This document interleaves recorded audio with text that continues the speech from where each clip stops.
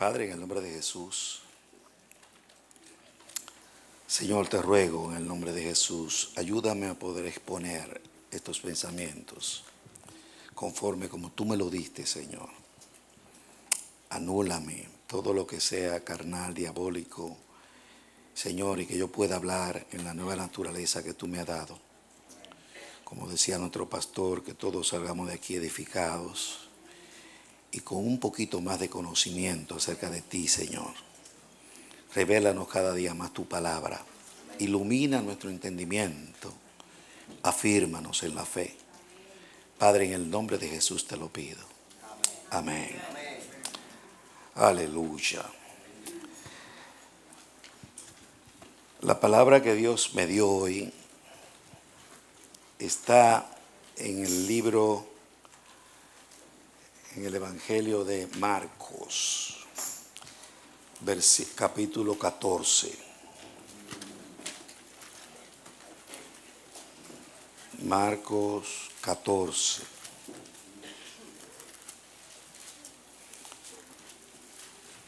Vamos a leer desde el versículo 32 hasta el 37.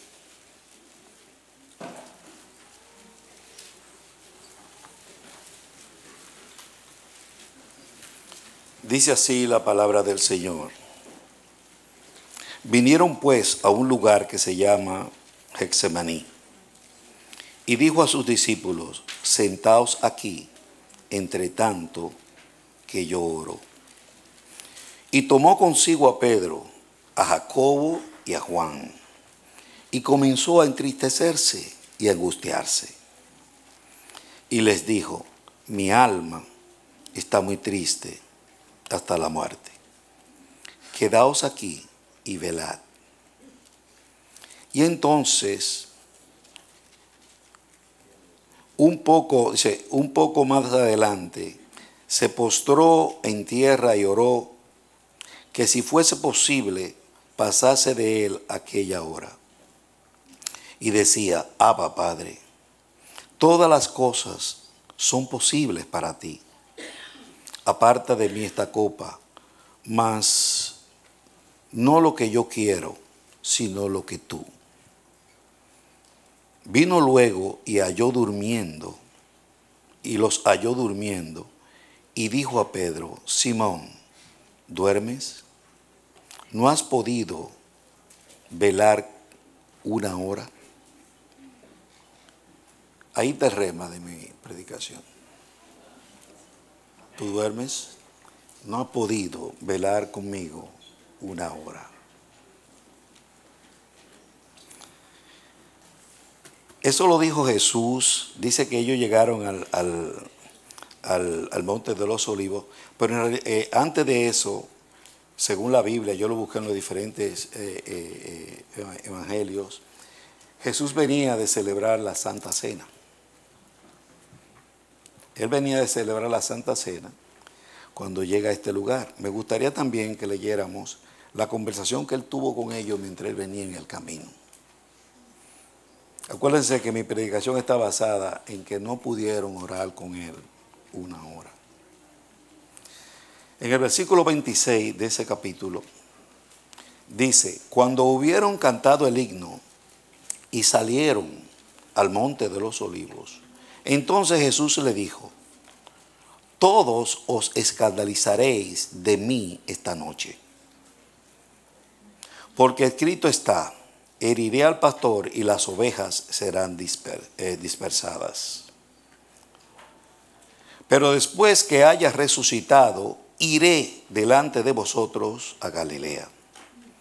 Entonces Pedro le dijo: aunque todos estos se escandalicen, yo no. Y le dijo Jesús: de cierto te digo que tú hoy, en esta noche, antes que el gallo haya cantado 2 veces, me negarás 3 veces.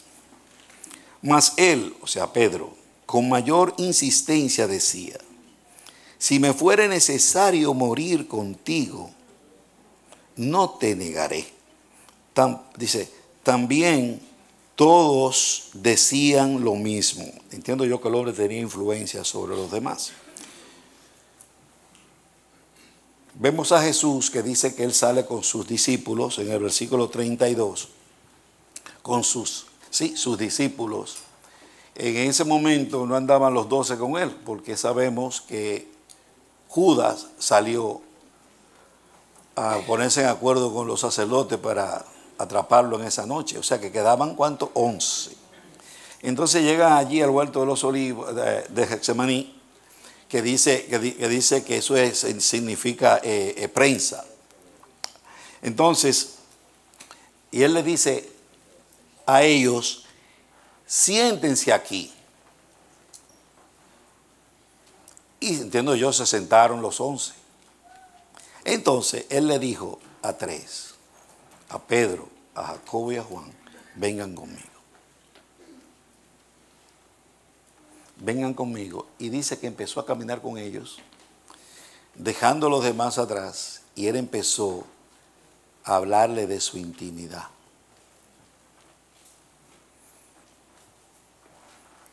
Dice que empezó a entristecerse delante de ellos. Y él decía, mi alma está triste en este día hasta la muerte. Y después le dice, quédense aquí. Y le dice, yo quiero que ustedes oren conmigo, que velen conmigo. Quédense aquí, yo me aparto un poquito más para allá. Y él se puso, se arrodilló y empezó a orar. Y le oraba al Padre para que el Padre, si era posible, pasara de él esa hora. Acuérdense algo, que Cristo murió no como Dios, sino como hombre.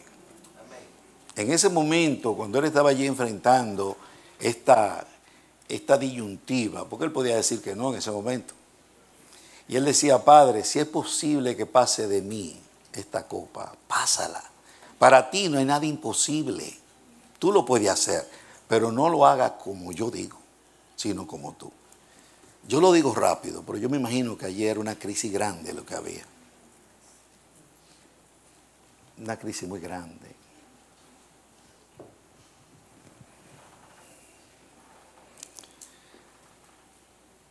Dios me hizo mirar algo acá. ¿Por qué estos hombres que él apartó? Fíjate que andaban los 11, dejó 8 en un lugar y apartó a 3, los cuales pudiéramos decir que eran los íntimos. Porque fueron hombres que siempre que hubieron un movimiento o algo sobrenatural, por ejemplo, en el tiempo de la transfiguración, por ejemplo, ¿a quién se llevó Jesús? A Pedro, a Jacobo y a Juan. Lo vieron transfigurarse. La Biblia dice en la Biblia de la Reina Valera, en el capítulo 5 de Hebreos, dice que Jesús en los días de su carne, con gran clamor y lágrima, oraba y lloraba al que le podía librar de la muerte. Dice que fue escuchado a causa de su temor reverente. Yo tengo una Biblia pechita y en la Biblia pechita dice, donde dice la Reina Valera, en los días de su carne, la Biblia pechita dice, cuando Cristo estaba revestido de carne. Y eso me gusta. Porque nosotros no somos lo que tú ves. Nosotros moramos en estos cuerpos. Entiendo yo que cuando Jesús, así yo lo veo, cuando Jesús se transfiguró allí, es como si él hubiera hecho así, se quitara ese traje y se mostró como él era. Lleno de gracia, de verdad, Dios. Se apareció Moisés, se apareció Elías allí. Y de una vez, Pedro, otra vez, de una vez dijo, vamos a hacer 3 enramadas. Ahí lo estaba poniendo al mismo nivel los 3. ¿Y qué hizo Dios? Lo cubrió todo allí. Después nada más apareció solamente Jesús. Y él dijo, este es mi hijo amado. A él escuchen ahora. ¿Quiénes estaban allí? Pedro, Jacobo y Juan. Yo estuve estudiando que Jacobo y Juan eran primos de Jesús, eran hijos de Salomé. Salomé colaboraba en el ministerio de Cristo. Eran familia. Sin embargo, en el momento que Jesús está en crisis, ellos están durmiendo. Ellos eran íntimos y estaban durmiendo. Pedro, al cual Jesús un día le dijo: Pedro, ¿quién dicen los hombres que soy yo? Y él dijo: tú eres el Hijo de Dios, el Hijo de Dios viviente. Y él dijo: Pedro, bienaventurado eres tú, porque eso no te lo reveló ni carne ni sangre, sino mi Padre que está en el cielo. Y dice: y sobre esa roca yo edificaré mi iglesia, y las puertas del Hades no van a prevalecer sobre ella. Tú eres un hombre bienaventurado. Ese Pedro que un día le dijo: Señor, si eres tú, manda que yo camine sobre el agua y vaya hacia ti. Y Jesús le dijo: ven. Y empezó a caminar. Se puso a mirar los vientos y las imposibilidades. Empezó a hundirse y clamó: Señor, ayúdame. Y de una vez lo levantó. No se puso a corregirlo ni a llamarle la atención. Lo levantó y se metió con él en su barca. Ese Pedro.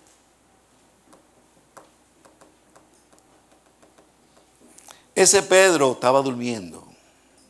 ¿Por qué le dice Jesús, cuando lo encuentra a los tres durmiendo, él se refiere a Pedro? Pedro, ¿no pudiste orar conmigo una hora? Y él dijo: es necesario que oremos para que no entremos en tentación. Acuérdate que en el espíritu nosotros siempre estamos dispuestos, pero la carne es débil. Yo me puse a meditar por qué a Pedro también le dijo eso.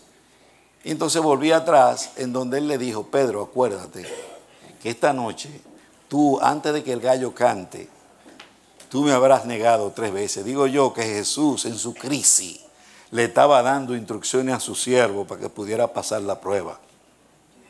Pero el siervo no entendía. Fíjate algo. Jesús, versículo 26, yo estoy poniendo todo esto para después decir 2 palabritas que es mi aplicación. Versículo 26, cuando ellos venían, dice: cuando hubieron cantado el himno, salieron al monte de los olivos. Entonces Jesús le dijo, dice: todos os escandalizaréis de mí esta noche, porque escrito está: heriré al pastor y las ovejas se dispersarán. Y dice: y después que haya resucitado, iré delante de vosotros a Galilea. 29. Entonces Pedro dijo: aunque todos estos se escandalicen, yo no. Yo veo a Jesús que estaba claro. Él sabía todo lo que iba a acontecer. Y él le está diciendo a Pedro: esta noche ustedes me dejarán. Me dejarán solo. Y dice: porque está escrito así. Y le dice más: pero cuando yo resucite, le estaba diciendo que lo iban a matar, yo iré delante de vosotros a Galilea. Y entonces Pedro dice: yo no me voy a escandalizar. Yo pregunto, ¿la respuesta de Pedro fue una respuesta congruente a lo que él le estaba hablando? Porque yo me imagino que él tenía que ponerse a pensar: oye, me está hablando de que lo van a matar, me está hablando de que lo van a resucitar. Para mí eso es más relevante que decir: yo no te voy a dejar. Para mí, que aunque Pedro, Juan y Jacobo, él los apartó de los 11, eran 11 entre todos, y los apartó y dejó 8 allá, y vino con estos 3, a los cuales él le abrió el corazón, le dijo que se sentía triste, que se sentía su alma. ¿Ah? Y dice la Biblia que él sudó sangre cuando él estaba ahí. Y ellos, en vez de estar pendiente a su maestro, lo que estaban era durmiendo. Digo yo que estaban totalmente desconectados. Jesús lo trataba como íntimo, pero ellos no eran íntimos. Porque al íntimo es que tú le dices: mi alma está triste. Acuérdate, estamos hablando de cosas naturales. Porque en la Biblia todo es para darle una enseñanza. Todo es para darle una enseñanza. Sabemos que antes de Jesús elegir a sus discípulos, él amaneció toda una noche orándole a Dios para que le indicara quiénes eran. O sea, que él no eligió a cualquiera. Jesús decía que él no hacía nada que no le viera hacer al Padre. Y lo que él hacía era lo que veía que el Padre hacía.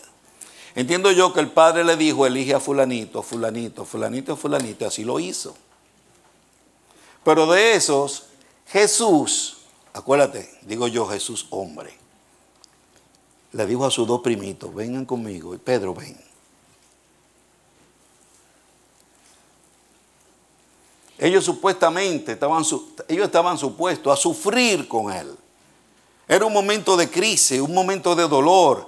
Acuérdate, eran hombres que Dios los eligió para que fuesen formados y fuesen los testigos designados que pudieran hablar de Jesús desde el día en que Jesús fue a las aguas hasta el día que fue tomado arriba. ¿Ven? Y Jesús compartía con ellos. No es lo mismo tú juntarte conmigo aquí o con los que venimos y predicamos aquí y tú oyes una prédica, tú sales, yo cojo para mi casa, a que tú andes conmigo. Porque aquí tú me miras de frente, pero tú no me miras a la espalda. Ahora, si caminas conmigo, sí la vas a ver.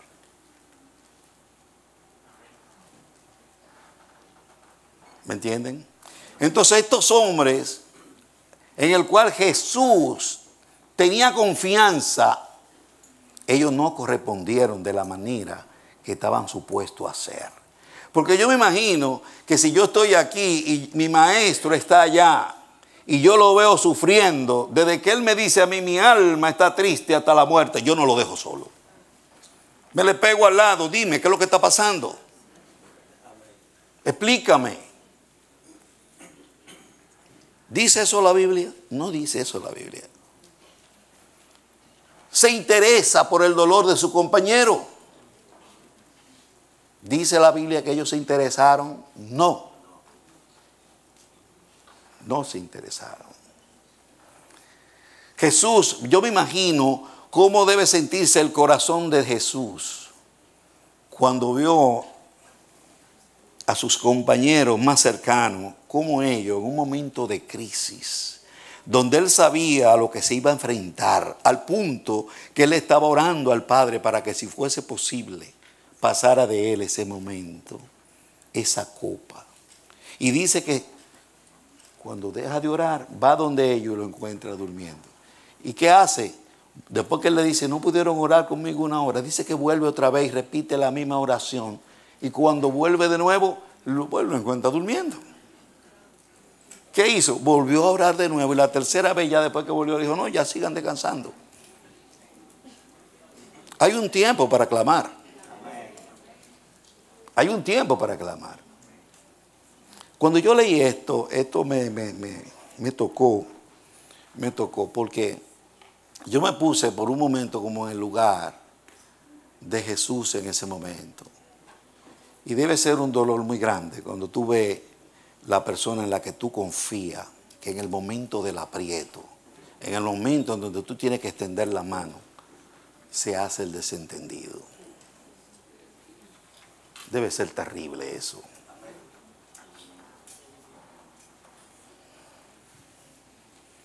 Y yo decía, Señor, explícame, ¿qué fue lo que pasó aquí?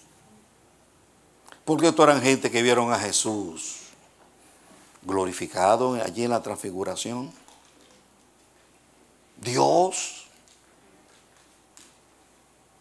Pero cuando hicieron así, vieron a un hombre derrotado allí, clamando, sudando sangre frente al conflicto. Y a la vez que él sufría los embates, el castigo, todo lo que venía estaba sobre él. Y él luchando contra eso para salvarlo a ellos que estaban durmiendo. Pero ellos no le había amanecido. Y yo preguntaba, Señor, ayúdame a entender esta parte porque yo no la entiendo. ¿Qué pasó aquí? Que esto Jesús lo trataba como íntimos, pero ellos no eran íntimos. Porque un íntimo no reacciona de esa manera. Cuando usted ama a una persona, cuando usted es íntimo de alguien, tan pronto suena la campana que esa persona tiene un problema, usted se acerca.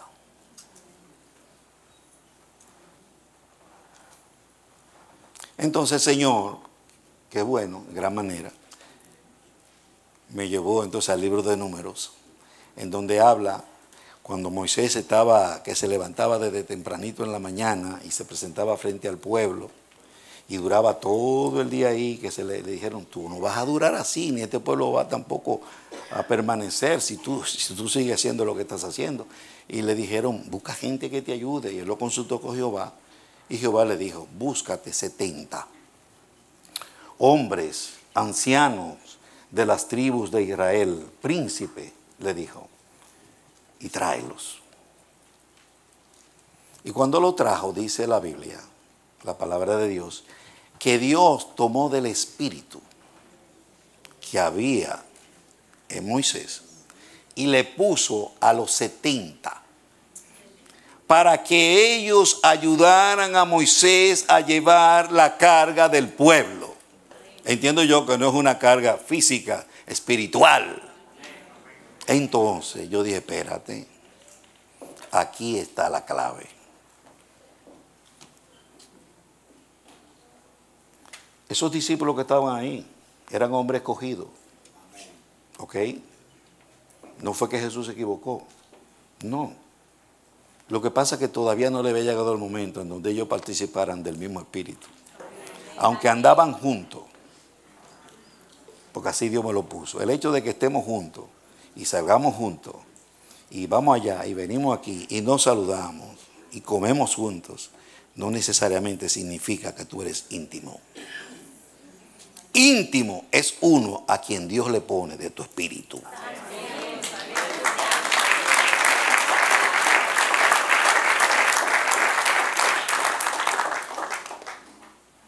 Ese siente como tú sientes. Si te ves triste, lo siente.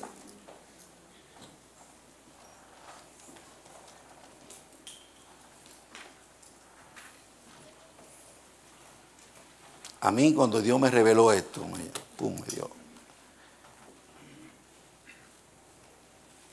Y sabe algo, yo le pido a Dios, varón, que me dé del espíritu tuyo. Vive Jehová delante a quien estoy, que cuando esto se me reveló, yo dije, yo le voy a pedir perdón a Radamés. Quizás muchas veces lo he visto apesadumbrado, caído, y le paso por el lado. Y no debe ser así. Yo creo que esta predicación es para los ancianos. Tenemos que rodearlo, guardarlo. Oigan esto. Cuando Dios me dio esto, el Señor me dijo así: ahora mira a Jesús como un ministro.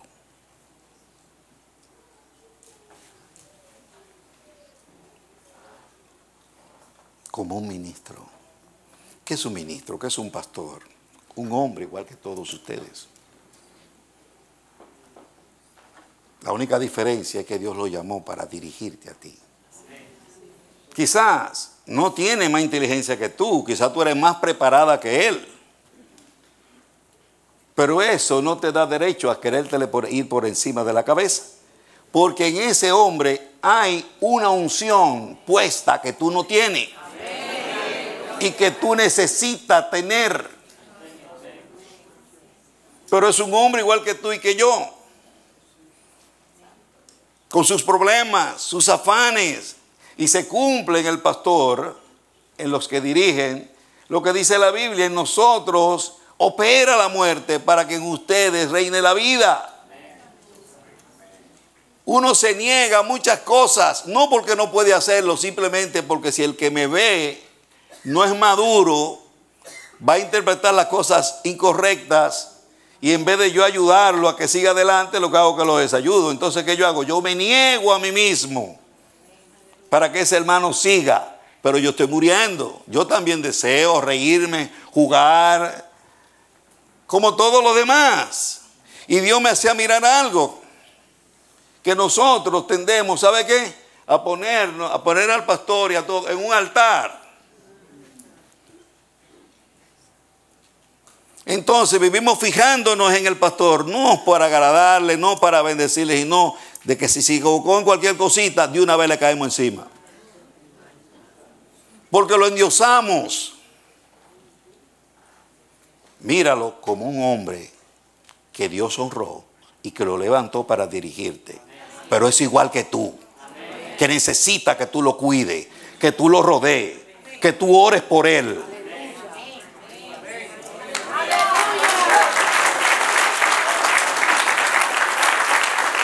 Si el pueblo entendiera eso, hiciera la vida más fácil.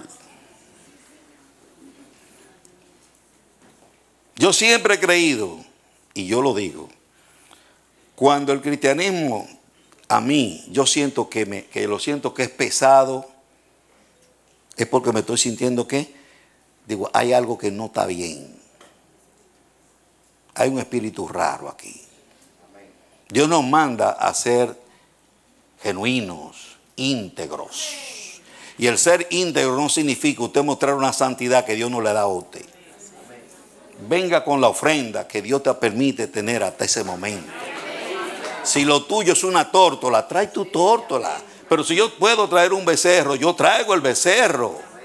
Pero yo tengo que estar contento con mi hermanito que trae lo que puede traer hasta ese momento. ¿Ve?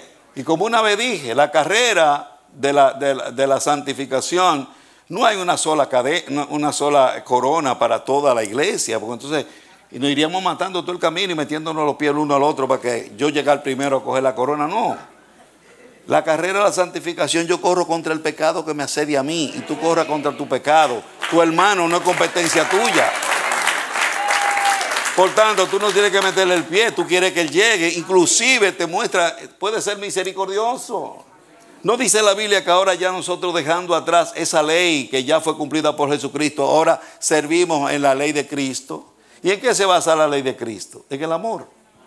Amar a Dios con toda mi alma, todo mi espíritu, todo mi ser. Y a mi prójimo como a mí mismo. Entonces en la carrera, si mi hermano se cae, yo puedo pararme y decirle levántate y sigue. No te dejes engañar, sigue adelante. ¿O no? Eso es así. Tenemos que ser íntegros delante de Dios. Y Dios me hizo sentir a mí que muchas veces tenemos nuestros pastores, venimos y recibimos de ellos, porque siempre el pastor siempre está animando. Siempre está animando y dando y dando y dando. Pero por dentro muchas veces se está muriendo. Y resulta que si Dios no nos da de su espíritu, no nos damos cuenta. Qué lindo poder tener a alguien en quien confiar y decir, no me siento bien hoy. Porque siempre pensamos que es un superhéroe, un superhombre. Y no es así. Es un hombre como cualquier otro que Dios llamó una de sus ovejas para que dirija las ovejas. Se deja llevar de lo que Dios le dice y así conduce las ovejas. No hay ninguna sapiencia, no hay ningún poder sobrenatural, sino simplemente que Dios le plugo el elegirlo.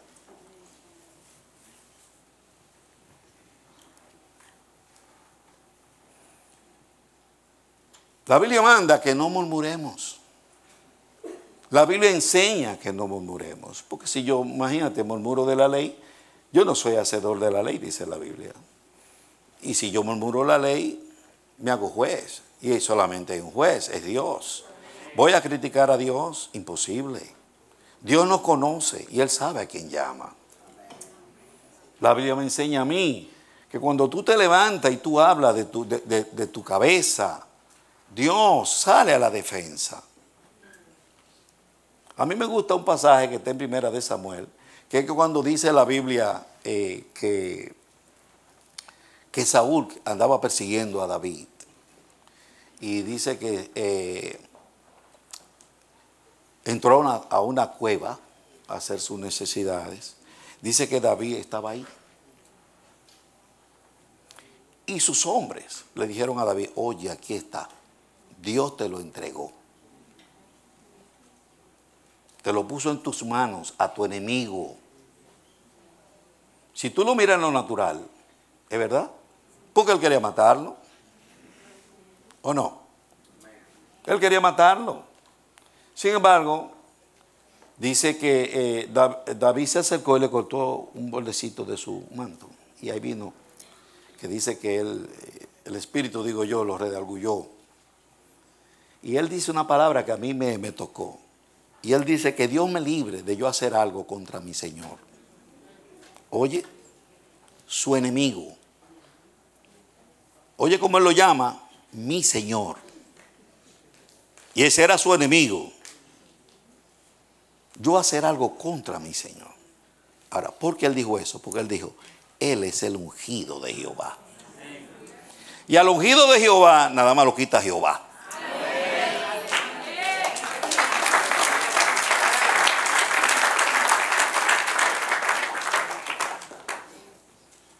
Al ungido de Jehová nada más lo quita Dios. Tú puedes tener la opinión que tú quieras sobre tu pastor o quien sea, pero si fue Dios que lo puso, usted tiene que quedarse callado. Porque Dios lo eligió a él y sabe cuáles son sus fallos. No les extraño su vida.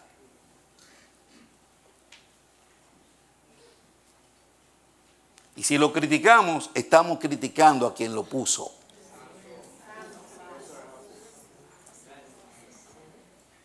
Dios te puede poner una gente al lado para formarte a ti, con su inexperiencia, su incapacidad, y tú dices, no, pero este no sabe nada.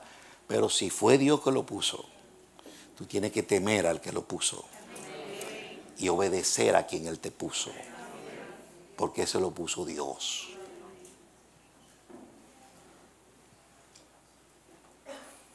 Cuando eso llegó a mí, yo dije, Dios mío, me puse a meditar. Yo soy de los que estoy entre los 8 que se quedaron. De verdad, porque yo lo apliqué, yo lo dije. Esto es así. Esto es una gran verdad. Ojalá y Dios nos dé a todo del espíritu de Radamés. A todos los ancianos.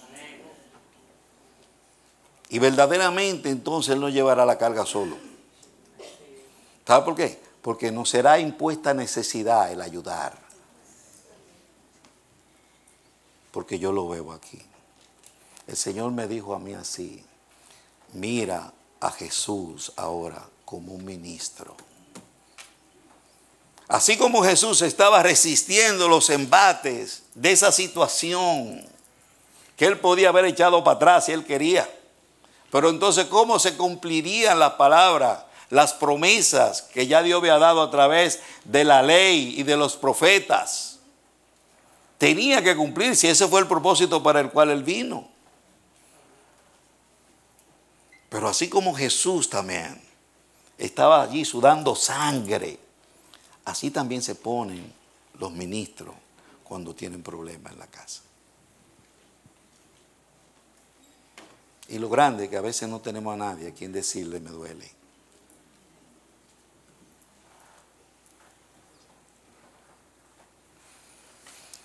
Yo me imagino a Jesús en ese momento. Acuérdate que Jesús cuando estaba ahí, estaba representando a la humanidad. No lo miren como Dios, sino como un hombre perfecto. Un hombre que vino a sustituirnos a cada uno de nosotros y que Él sabía que si no hacía eso, el propósito, la verdad de Dios caería por el piso. Pero dice la Biblia que llegado el cumplimiento del tiempo, Él vino a la existencia. Y nació nuestra condición, bajo la ley, y nació de mujer. Un ser humano. Y nació en la misma condenación en la que nosotros estábamos, pero Él nunca pecó. Él nos representó de una manera digna al ser humano desde su momento de que lo engendraron hasta el día que se fue arriba, para poder abrir un camino nuevo y vivo ahora y darnos esperanza de que si llegamos a ser de los íntimos, Dios nos dé del mismo espíritu.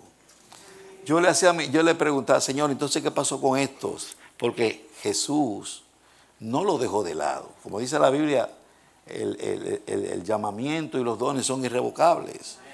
Fíjate que estos hombres, estos apóstoles que él llamó, y ninguno de ellos fue voluntario, sino que fue y lo llamó, ven, sígueme. Y ellos pues se sujetaron al llamado. Yo digo que vieron en Jesús o el Espíritu Santo algo diferente, porque imagínate, yo lo digo por mí, yo estoy trabajando y mi familia depende de mi salario. Yo estoy trabajando allí, imagínate que aparece un hombre y me dice, a mí ven, sígueme. Espérate, ¿tú quién eres? No es así. Pero la Biblia no dice que ellos dijeron, ¿tú quién eres? Ellos dejaron lo que estaban haciendo y lo siguieron. Quiere decir que vieron algo sobrenatural o el Espíritu Santo ya lo había preparado a ellos para cuando ese mandato viniera. Ellos no averiguaran nada, sino simplemente obedecieran. ¿Ah? Hombres preparados para eso.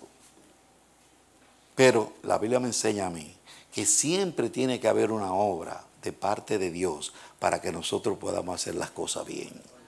No nos basta andar con el ungido. Dios tiene que hacer una obra en mi corazón. Dios tiene que estar ahí. Por ejemplo, yo estaba meditando en estos pasajes y fíjate que los que estaban con él ahí, esos tres que estaban cerca, en ningún momento se pusieron a orar con él, apoyándolo en su oración. Y yo me puse a pensar, digo, wow, a lo mejor esto también pasó de esta manera para que en la obra de salvación que Dios ejecutó a través de la persona de Cristo, no hubiera intervención de humanos, sino simplemente fuera de Él y del Padre. O sea, no permitió que ni siquiera se pusieran a interceder, para que no digan, se ejecutó porque ellos intercedieron por mí. Ahora, es un pensamiento que me vino a mí, pero también puede darse el caso. No pudiste orar conmigo una hora. Que nos libre Jehová, porque lo que antes fue escrito fue para nuestra enseñanza. Pidámosle a Dios que Él nos dé ese corazón sensible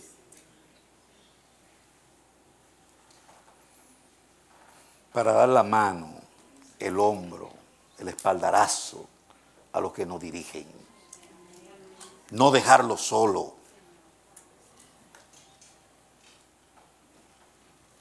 No voltear la cara, no dormirnos. Cuando la campana suena, tenemos que acercarnos. Señor, ¿por qué tú dices que tu alma está triste hasta la muerte? Explícame, ¿qué pasa? ¿En qué te puedo ayudar?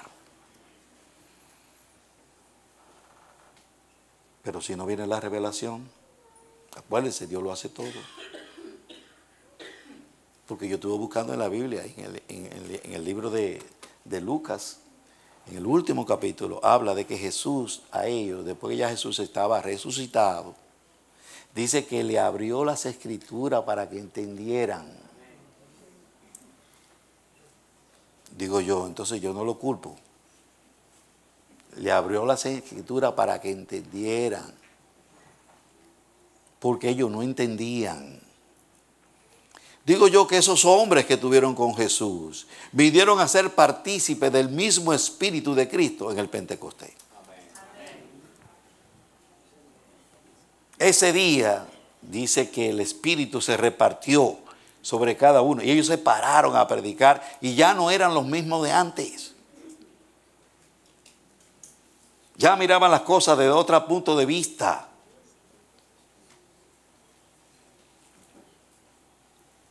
Entonces la pregunta mía, como yo siempre hago, entonces Señor, si ya tú lo tenías así determinado, ¿por qué ocurrió así? ¿Para que nosotros clamáramos ahora? ¿Para que nosotros enderecemos el camino? ¿Para que nosotros busquemos que en nosotros no se cumpla lo que sucedió allá, sino que nosotros seamos entendidos en esto? Dios me puso carga. Y tenemos que rodear a nuestros siervos que están acá. Orar por ellos. Pero no como el que ora. No como el que ora por orar. Yo le preguntaba al Señor hace unos días, pensando en la intercesión, Señor, yo sé que cuando estamos en la intercesión estamos en el tribunal espiritual, donde el juez está allí y nosotros estamos intercediendo por algo. Y yo le decía al Señor, Señor, ¿cómo? Explícame, ¿cómo yo tengo que ser efectivo en la intercesión? Y el Señor entonces me trajo la imagen y me acordó mi hija, que ella es abogada, y entonces me puso el Señor así. Mira que cuando ella va a los tribunales, ella te ha contado que ella prepara su caso en base a sentencias previas, cómo tratar un caso igual. Y cuando tiene que presentar su caso, entonces también ella trae que en tal fecha, tal cosa, mira esto. Entonces el juez, en base a lo que ya se ha establecido, da sentencia. Y el Señor me dijo, así mismo tiene que ser tú cuando ores. Cuando tú ores por alguien que tiene un problema, hazme memoria de lo que mi hijo hizo por él. Amén.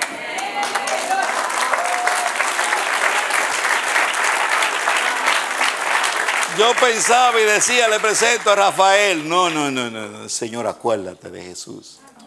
Jesús pagó por él.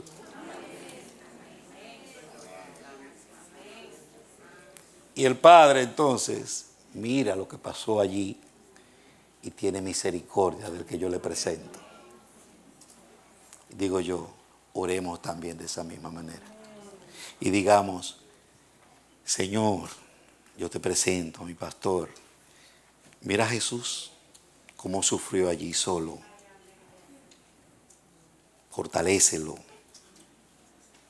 Llévalo de la mano, guárdalo, dale salud. Señor, ayúdame a mí a ser leal y fiel. Porque eso era lo que Jesús demandaba en aquel momento.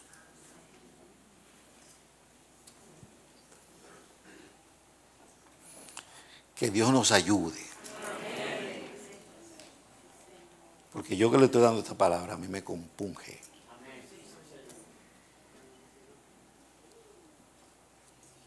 Vivimos muriendo para dar vida.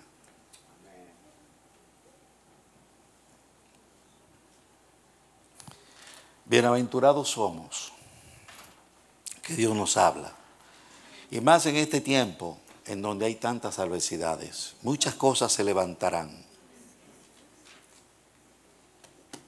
Muchas cosas se levantarán.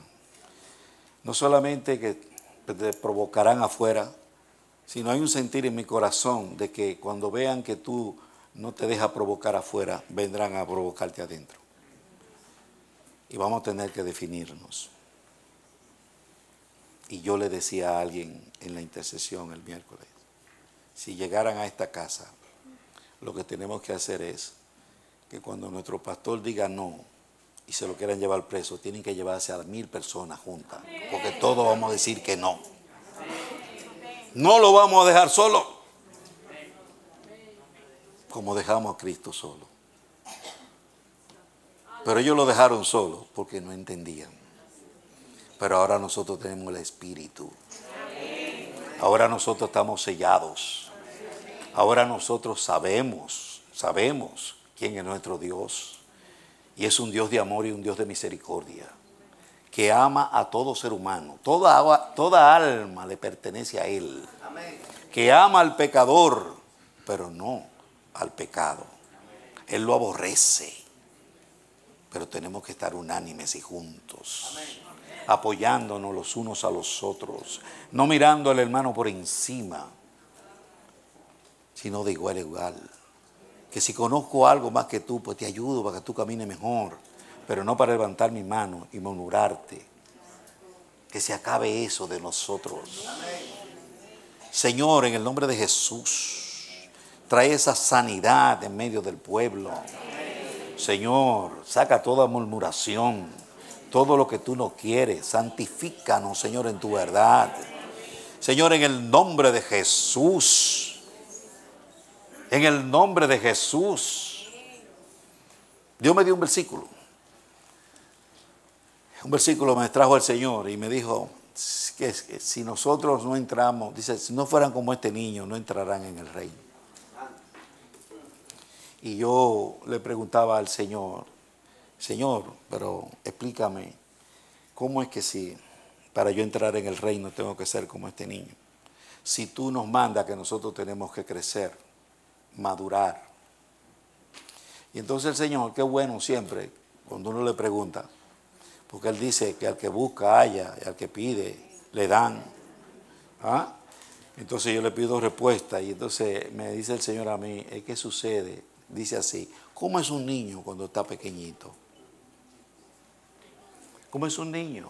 Tú vas a cruzar la calle y tú le dices a tu niño, ven, y lo tomas de la mano y vas a cruzar la calle y viene un carro. Y el niño no le da parabola, si el carro viene a darle el golpe, nada, él lo que ve es que va con su papá agarrado, él está confiado. Es así, y cruza, ¿ves? Pero cuando el niño ya tiene 15 años, si tú le agarras de la mano y vas a cruzar y él alcanza a ver que el carro viene y tú no lo has visto, él es el primero que te agarra y te echa para atrás. Y a medida que los hijos crecen, que maduran, que es lo que Dios quiere que nosotros hagamos, que maduramos, se hacen más independientes del Padre. No es lo natural. Pero Dios me dijo, es contrario en lo mío. Mientras tú más maduras, te haces más dependiente de mí. Y te vuelves un niño para el mundo.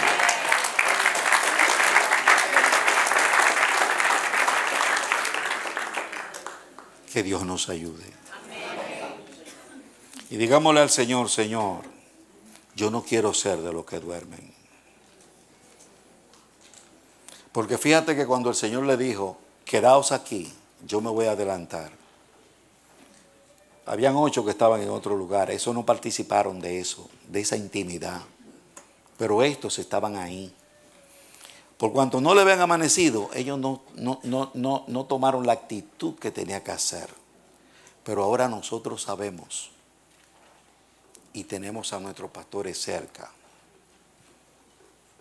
Vamos a rodearlo. Se lo digo en el nombre de Jesús.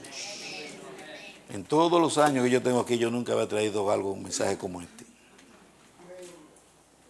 Pero esto ha sido lo que Dios me ha puesto en el corazón. El corazón de Cristo tiene que haber sufrido mucho cuando fue y vio a sus compañeros que en el momento de la crisis, en el momento donde él sabía que lo venían a atrapar, a agarrarlo preso, a maltratarlo, a matarlo en una cruz, su gente más cercana no estaban con él. Presentes estaban, pero acá no. Yo quiero estar presente y que mi corazón también lo esté. Que Dios nos ayude. Y digámosle al Señor, Señor, no aquí. Haz la obra en nosotros, Señor. Queremos caminar como tú demandas. Queremos confiar en ti. Y creer que Él es el que hace todo en nosotros. Nadie se levantará el día de mañana delante de su presencia a decir, yo estoy aquí porque yo me esforcé, porque yo hice, porque yo me propuse. La Biblia enseña que todo lo que es agradable delante de Él, lo hace Él en nosotros, por amor a Cristo. Y nada sube arriba si antes no ha bajado. Por tanto, no hay nada que pueda subir de nosotros si no es que Él te lo da. Por tanto, toda gloria, todo reconocimiento, toda alabanza tiene que ser al que vive y al que reina para siempre. Dele un aplauso fuerte al Señor. Amén. Venga, pastor. Eso vine a decirle y le pido a Dios que si esto es de Él y lo pone en el corazón, lo podamos vivir. En el nombre de Jesús. Le digo perdón.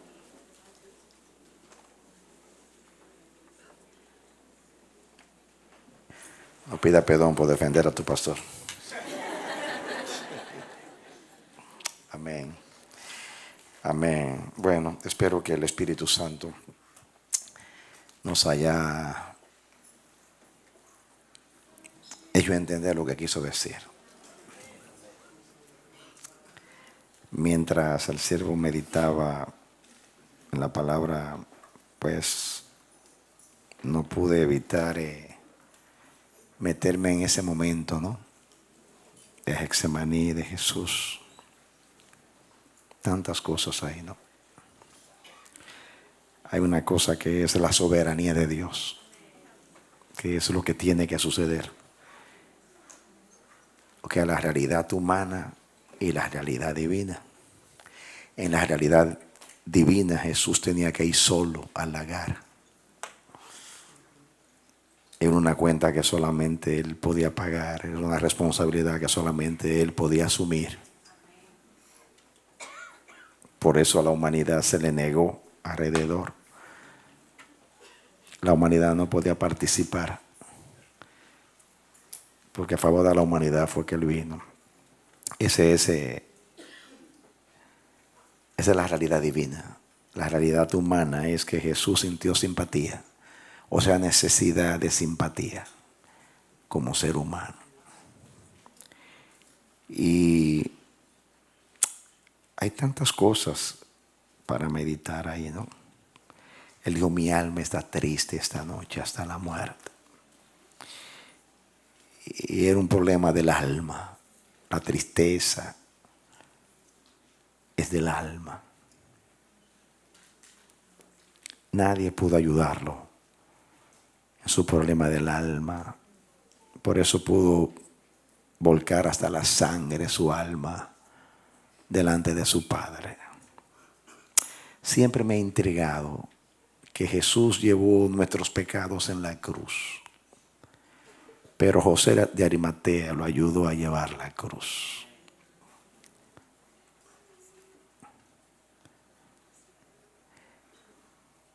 Los discípulos no le ayudaron en su alma, pero un hombre le ayudó en el aspecto físico.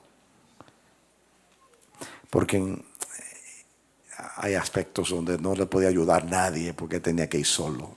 Pero hay otros, como el físico, que Dios permitió que alguien le ayudara. Y pensaba también en lo que es la expectación humana con relación a la expectación divina. Y el Espíritu me mostraba que por andar detrás de una expectación humana, los discípulos estaban perdidos. Cuando Jesús vino, había una expectación, pero no era la de Dios. Por eso vino, y cuando vino, no lo supo nadie. Solamente aquellos que estaban mirando al cielo, como los sabios que miraban al cielo, todos velaban. Los magos mirando hacia arriba, o sea, los sabios, los pastores velando en la vigilia de la noche, y dos viejitos velando en el templo, Simón y Ana. Los teólogos, todos tenían una teología y una expectación. Va a venir así, va a venir así, va a venir así. Cuando vino, falló la expectación de ellos. Y eso mismo le pasó a los 12. Estaban esperando un reino de los cielos donde el Mesías iba a ser un rey, que iba a gobernar, que iba a subyugar a los romanos, iba a libertar a Israel. De ese reino mesiánico de Jesús que está en el futuro. Pero ellos no entendían las escrituras de que era necesario que Cristo padeciese.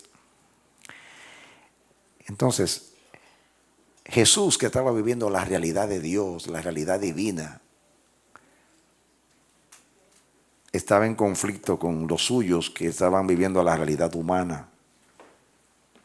Tenían sueño, estaban en otro mundo. Y yo pensaba mientras el siervo predicaba, ¿cuántas veces tuvo Jesús que reprenderlos diciendo, generación infiel, ¿hasta cuándo voy a estar con ustedes?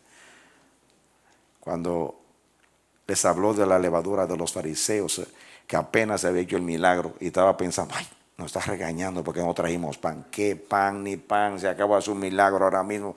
¿Qué no entienden lo que estoy hablando? Estoy hablando de las doctrinas de los fariseos. O sea, qué terrible es, como dijo él, andar físicamente con Jesús, pero divorciados en cuanto al corazón y al entendimiento.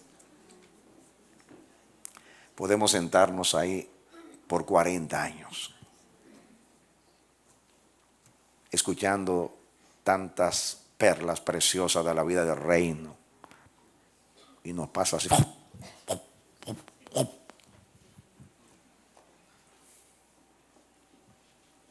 Eso dijo Jesús: muchos vendrán del norte, del sur, del este y del oeste, y se van a sentar con Abraham, Isaac y Jacob en el reino de Dios, y ustedes excluidos. Le dio a los judíos. Wow. Estaban totalmente divorciados, distanciados de la realidad divina.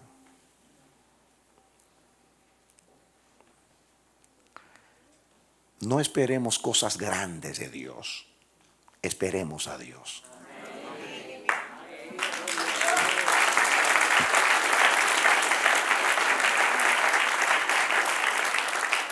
No esperemos cosas grandes de Dios, esperemos las cosas de Dios.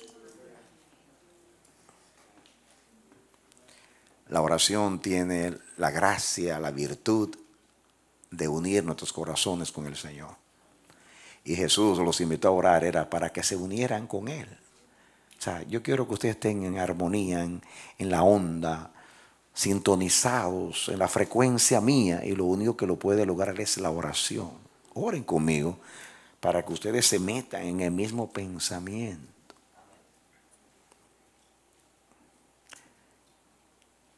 Pedro quería ser fiel a Jesús, pero sin comunión.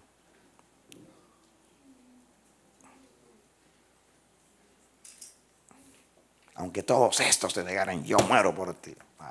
Pedrito. Entonces, cuando lleguen a buscar a Jesús, saca la espada como para mostrar que Él es fuerte. Por favor, Pedro, mete la espada esa en la vaina.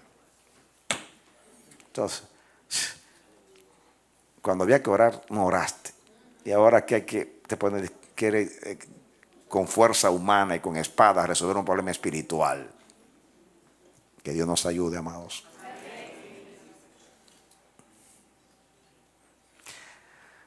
Cuando oremos, aprovechemos el tiempo. No oremos por orar, como dijo el siervo, no repitamos lo primero que nos pasa por la mente, como que no tenemos nada que decir. Es mejor callar en la presencia y decir, hemos de orar como conviene, no lo sabemos, pero el Espíritu nos muestra por qué hay que orar. Revélame, Señor, tu corazón para yo orar en armonía con tu corazón. Muéstrame lo que está sucediendo para yo saber por qué orar. Estar sintonizados con el cielo, vivir la realidad de Dios. Dios me reveló algo y con esto termino para orar. El Señor me reveló que como la venida primera de Cristo, ya lo he dicho varias veces esto, pero es bueno que usted lo escuche. La segunda venida de Cristo va a ser como la primera. La iglesia y los teólogos van a estar esperando al anticristo, que si la gran tribulación, que sé yo qué. ¡Ay, Señor! ¿Y dónde está el anticristo? Mira, el Señor en las nubes de los cielos. Pero, ¿qué pasó? Así. O no esperaban los judíos a Jesús, y cuando vino, no supieron que vino, porque estaban con una expectativa humana, esperando señales. Amados, seamos inteligentes. Miremos la nota tónica de las enseñanzas de las parábolas de Jesús. Cuando habló de fin del mundo, siempre lo que hablaba era velad, orad. Viene como ladrón, viene de repente, viene como el relámpago. Y todas las parábolas, las 10 vírgenes, todas las parábolas, la de los siervos, todas es que viene de momento, que quiere encontrarnos haciéndose esas cosas. Y digo yo, pero si nos lo digo hasta el cansancio, que velemos, que estemos viendo la expectación del cielo y no la nuestra. No es el anticristo que hay que esperar, es a Cristo. Es a Cristo. No es la gran tribulación la que hay que esperar. Es el reino de Dios. Yo no estoy diciendo que no hay un anticristo, que no hay tribulación. Ese no es mi tema. Mi tema es que estamos envueltos en eso. Estaba leyendo hoy un comentario acerca de un libro, acerca de Jonás, y me ministró que el autor decía, nos hemos perdido tanto buscándole las medidas al pez, que nos hemos olvidado del mensaje del libro de Jonás, que es la misericordia de Dios por encima del nacionalismo hebreo. Que Dios ama a los ninivitas, a los asirios, aunque eran crueles, y es el Dios de todos los hombres. ¿Saben en qué tropezó Jonás? Jonás se rebeló contra la misericordia de Dios. No entendía que Dios podía amar al pagano y se metió en un gran problema con Dios. Y la iglesia está, no, porque será literal o será simbólico ese pez, pero ¿cómo se puede meter un hombre en un pez entero y quedarse allá adentro 3 días? ¿Y qué pez, cuán grande es? Y la ballena, hoy, y yo escucho los comentarios, una vez hubo un caso de una ballena, un pez grande que se tragó a un hombre completo. Ha habido casos que peces que se han tragado hombres completos para justificar como que es posible el milagro. Dios mío. La Biblia dice que el Señor proveyó un monstruo marino. O sea, si fue un tiburón o fue una ballena, o quizás mismo Dios inventó un pez para meter a Jonás. Así cuando hablan también del arca, tenía 3 pisos, que era un transatlántico, que se metemos las 5,000 especies que hay, cabe acá, sí, cabe. ¿Qué me importa a mí si cabe? Dios las metió. Por favor. Buscándole lógica a lo divino. Estamos perdidos, hermanos. Ustedes, los críticos de la Biblia, poniendo todo lo que sea milagroso, sobrenatural, porque ellos, con esta mente racional y todo de acuerdo a la fuerza físico-química de la materia, ese Dios mío, ¿cómo vamos a meter a Dios en la caja de lo humano? Por favor. Y así nos perdemos, hermano.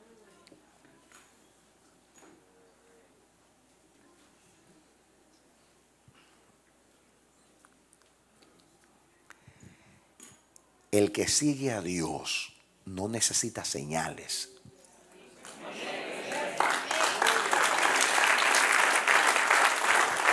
El que sigue a Dios no se pierde, aunque no haya señales, porque sigue a Dios. Jesús dijo, Señor, danos señales y creeremos en ti.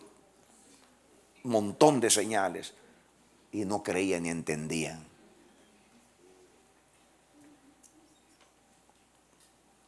¿Saben cuál es el mensaje? ¿Saben por qué estaban divorciados del corazón de Jesús? Porque tenían una expectativa humana. ¿Cuántas veces Él dijo, es necesario que el Hijo del Hombre sea entregado a manos de los pecadores y lo maten y resucite al tercer día? Lo dijo hasta el cansancio. En los 3 años no entendían nada. ¿Saben por qué? Porque como estaban esperando un Mesías, ¿cómo que va a estar? Por eso Pedro, Señor, no muera. ¿Cómo es posible? Tú si eres Mesías, no vas a morir. ¿Cómo es esto? La expectativa humana.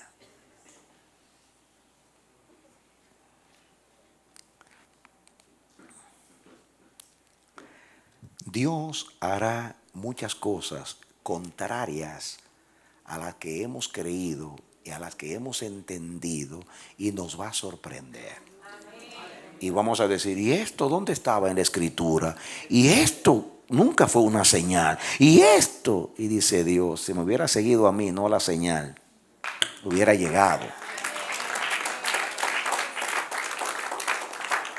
Salgamos de la expectativa nuestra y entremos a la de Dios. Diciéndole cada día, Señor, ¿qué tú quieres hoy? Muéstrame, Señor, tus caminos, muéstrame tu senda, dame tu corazón, méteme en tu corazón, hazme entender, Señor.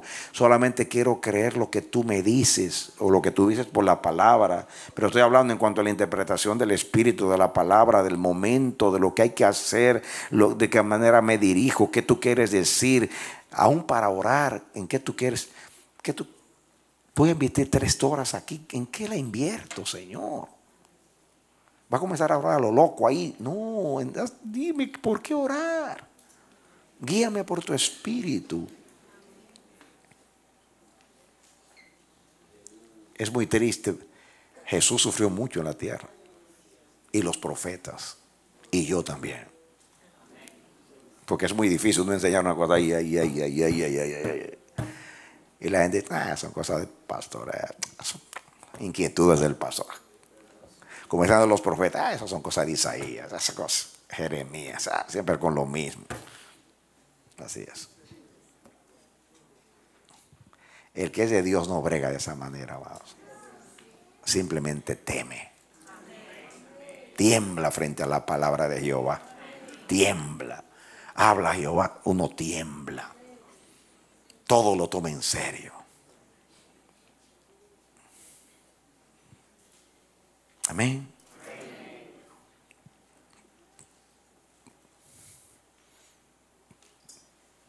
¿Entendimos el mensaje? Amén. Estando con Él.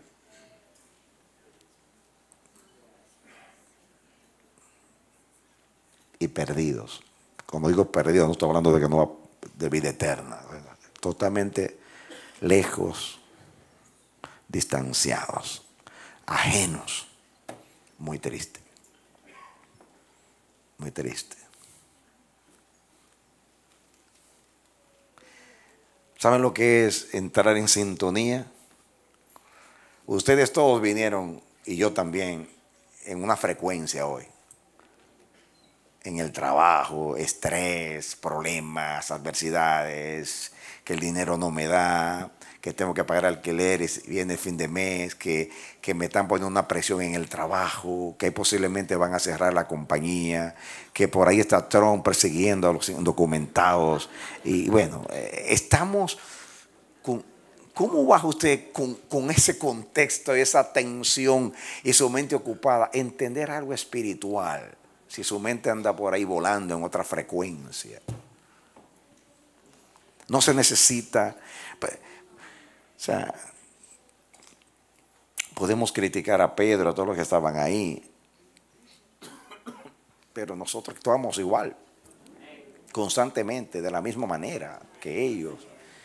Y hay que orar a Dios de corazón. Señor, por favor, dame tu corazón, dame tu espíritu. Armonízame contigo, méteme en la misma frecuencia, quiero dar la misma nota, quiero estar en acuerdo contigo. Quiero dar tu mismo paso, seguir tus huellas. Lo pedimos. Vamos a levantarnos entonces para orar a Dios. Gracias por la palabra. Amén. Gloria a Dios. Vengan, pasen hermanos. Bueno. Gracias a Dios por la palabra. Vaya, vamos. Aunque le aplicaron a los pastores el asunto, no se olviden del contexto. Del contexto ahí, porque la verdad que a mí me hizo pensar. No es la primera vez que pensamos en ese incidente. Pero Dios, necesitamos esa palabra hoy. Dicen, uno de los evangelistas dice que estaban cargados de sueños. Estaban cargados. Y Jesús llorando allá, gimiendo y sudando, cabeceando. Armonízanos, Señor. Cantamos, levantemos nuestras manos. Padre amado, al escuchar tu palabra, nos humillamos y rogamos misericordia, Señor.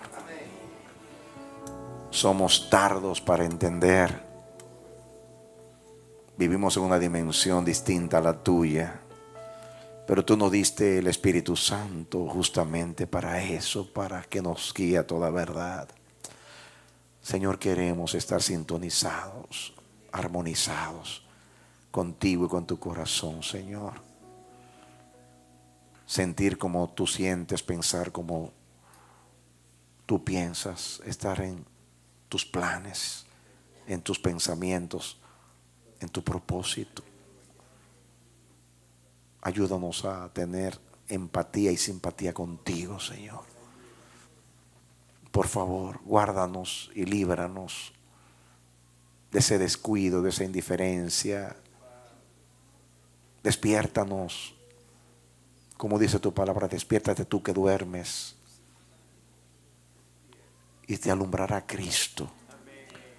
Por favor, Dios, llévanos en paz a nuestros hogares y que esta palabra sencilla, pero una realidad, nos haga meditar. Cuídanos, Señor, de nuestras expectativas humanas. Ayúdanos a mirar más arriba la dimensión celestial. Gracias en el nombre de Jesús. Amén. Denle un aplauso al Señor.